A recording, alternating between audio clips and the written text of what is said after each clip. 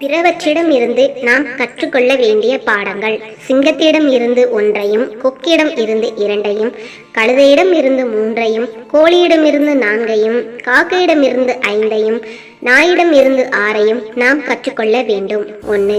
சிங்கம் எந்த ஒரு விஷயத்தையும் உடனடியாக செய்யாது. நன்கு ஆலோசனை செய்த பின்பு முழு மனதுடன் உறுதியாக செயல்படும். 2.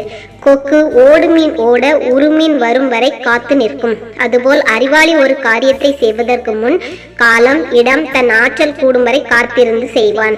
3. கழுதையானது களைப்புற்றாலும் தன் வேலையை தொடர்ந்து செய்யும். வெயில் மழை என்று பாராமல் உழைக்கும்.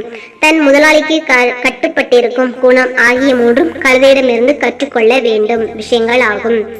4. விடியற் காலை எழுதல், தைரியமாக சண்டையிடுதல், அவரவருக்கு தேவையானவற்றை பிரித்து கொடுத்தல், தனக்கு தேவையானவற்றை தானே உழைத்து தேடி சம்பாதித்தல் ஆகிய 4ம் சேவலிடம் இருந்து கற்றுக்கொள்ள வேண்டிய விஷயங்கள் ஆகும். 5.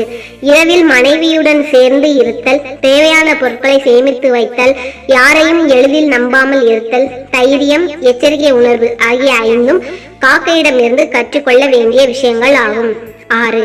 கிடைப்பதை உண்டு திருப்தி அடைதல், உணவு கிடைக்காத நேரத்தில் பட்னி இருத்தல், நன்றாக பசி இருந்தும் கட்டளை வரும் வரை காத்து இருத்தல், நல்ல தூக்கத்தில் இருந்தாலும் உடனடியாக எழுந்து செயல்படுதல், முதலாளிக்கு விசுவாசமாக இருத்தல், தன்னை விடவும் உருவத்தில் பெரிய மிருகமாக இருந்தாலும் தைரியமாக எதிர்த்தல் ஆகிய 6 குணங்களை நாயிடமிருந்து கற்றுக்கொள்ள வேண்டும்.